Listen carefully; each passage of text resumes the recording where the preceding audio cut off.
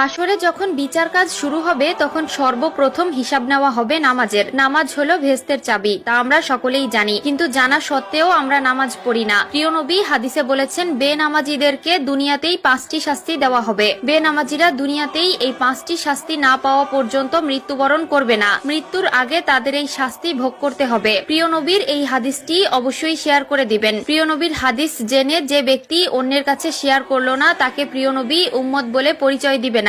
আমরা জানবো এবং অন্যকে জানাবো। এবং আপনি যদি প্রিয় নবীর উম্মত হয়ে থাকেন তাহলে অবশ্যই আলহামদুলিল্লাহ কমেন্ট করবেন। তো চলুন বেশি কথা না বলে শুরু করি আজকের ভিডিও। আজকে আমরা জানবো বেনামাজি ব্যক্তিদের দুনিয়াতে কোন 5টি শাস্তি দেওয়া হবে। বেনামাজি ব্যক্তির সর্বপ্রথম যে শাস্তি হলো সেটি হলো তার কোনো দোয়া কবুল হবে না। সে আল্লাহর কাছে যতই দোয়া করুক না কেন তার কোনো দোয়া আল্লাহর দরবারে কবুল হবে না। 2 নম্বরে যে শাস্তির কথা বলা হয়েছে তা হলো তার নেক কাজের কোনো বদলা দেওয়া হবে না। প্রিয় দর্শক, ধরুন আপনি কিছু পাওয়ার জন্য নেক আমল করলেন, কিন্তু আফসোসের বিষয় আপনি যদি বেনামাজি হয়ে থাকেন আপনার নেক কাজের কোনো ফল আপনি পাবেন না। 3 নম্বরে যে শাস্তির কথা বলা হয়েছে তা হলো চেহারা থেকে নেককারদের নূর উঠে যাবে। প্রিয় দর্শক, জন্মগতভাবেই আল্লাহ তাআলা কালো, সুন্দর, অসুন্দর সকলের চেহারায় একটি মায়াবী নূর দিয়েছেন, কিন্তু নামাজ না পড়ার কারণে তাদের চেহারা থেকে সেই নূর উঠে যায় এবং দেখতে